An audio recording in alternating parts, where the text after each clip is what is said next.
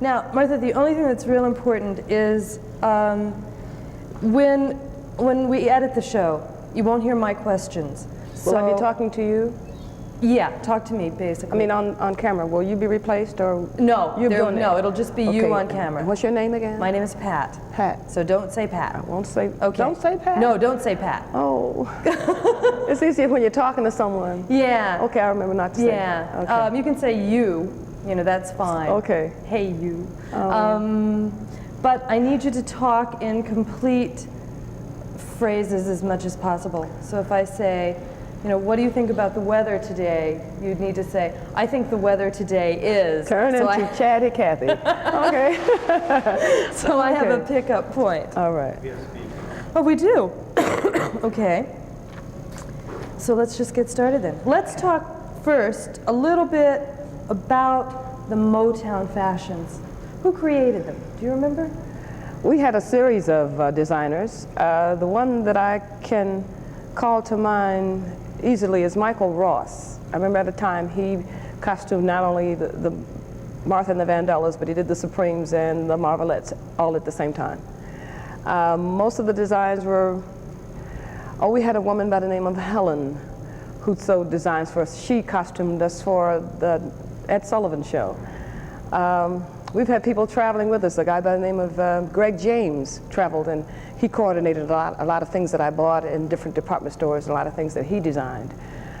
Through the years, I've had Otis Caver to design for me, names that are now long gone in my memory, but people that have helped us along the way. There was no one person that I could point to and say designed fashions per se. We were styled, though. We did have a mode, and we were tutored by Mrs. Maxine Powell as far as actual staging and coordinating of fashions and any ideas that she might have that would enhance our ability to appear together as performers.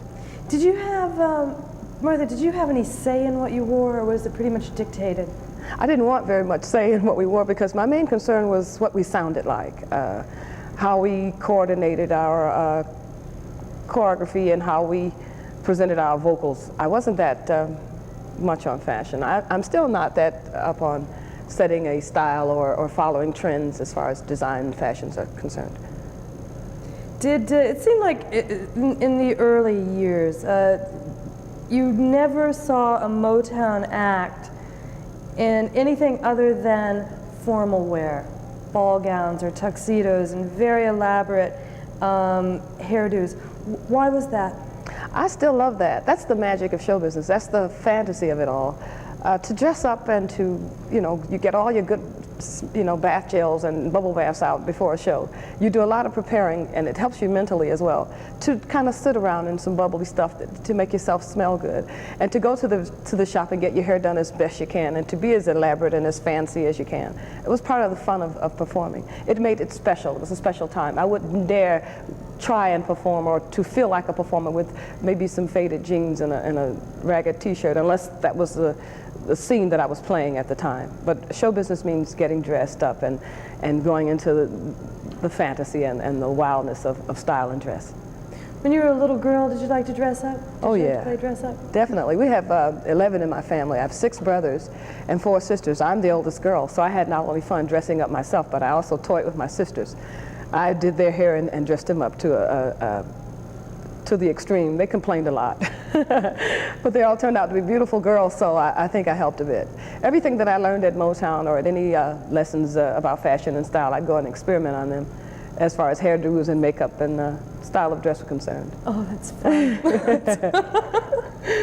Lois later joined me in the Vandellas, so it was to some avail. Oh, terrific. Yes. Let's talk a little bit about the Motown Charm School. Did you have to walk around with a book on your head? Was it like that, or what was it really? What did Maxine do for you? Maxine was about the warmest and the kindest human being that we had encountered in our show business world. We were introduced to her as early in our careers, maybe 64, 65. And she took her time with each lady individually, but she also taught us in a class. We would be in the same room, perhaps on a given occasion with the Marvelettes, the Supremes. And we would practice what we were taught. She taught us to stand, she taught us to sit, she taught us to eat properly, sit on stools properly, and all of it we needed, because I was a cheerleader in high school, a bit of a rowdy. I was a tomboy as a teenager and adolescence, so we needed taming down. We needed to be taught some things that would make us socially assertive.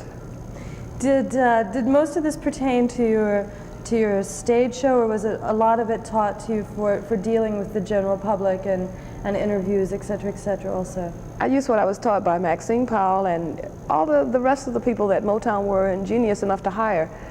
I use it every day. I use it getting out of bed or getting in a car or moving anywhere. I think every lady deserves a bit of training and charm and how to handle yourself, how to present yourself. I think it's wonderful. First of all, I get real nervous when I perform, and some of the things she taught and other kind people have taught help to relax you and to calm you down for performing. Do you remember, or do you have a favorite outfit that you wore? Did you have one special one that you remember? Oh wow, we had so many things. We had at one time I think we had as many as 50 costumes, with 3 of a kind that we carried around in the good old days. I remember jumpsuits that I loved. I remember feathers. I remember sequins. I still wear some of the things. Some of my costumes now are chosen because they remind me of the old styles and the formal dresses that we wore in our earlier days. Bouffant hairdos and whatever. Do you think it's interesting to me talking to you about what you went through and the fact that you were styled and you took very many steps to be a lady on stage also. It doesn't exist today, does it?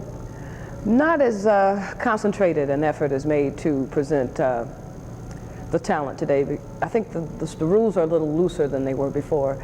We had to qualify to belong. We had to fit a certain mold or we didn't get in the door. There was also people who would tell you if you could sing or not, if you had talent that was worth investing their time in. And we did a bit of auditioning in our earlier days that let me know we had something to offer as a talent. It was worth it every minute, I think. What is there anybody out there today with the female rock stars that you see, like Cindy or Madonna we were talking about a little bit earlier? Is there anybody you think that has a lot of style that's out there today? It's turned into an interesting business. It used to be a thing where you were just a singer and dancer. Now you find dancers and singers, or you find models and singers and dancers, or you might find a secretary, which were some of my roots, secretary turned model turned singer turned actress. So the business is filled with variety. And I think what I said to myself in my earlier days still rings true. There's room for every star in the sky. That's a great phrase, most definitely. There were some early female rockers like Brenda Lee and Connie Francis and Annette Funicello, etc.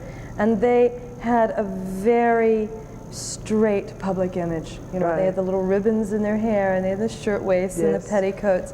Why couldn't a female rocker at that time be as blatantly sexual as the males in the 50s, do you think?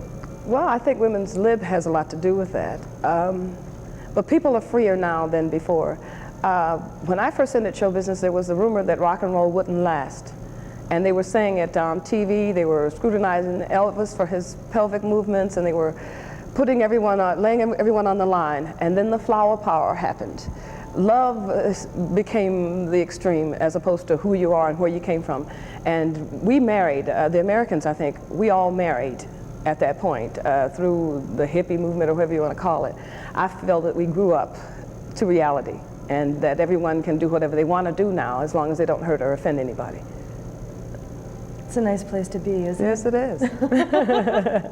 It's a real nice place to be.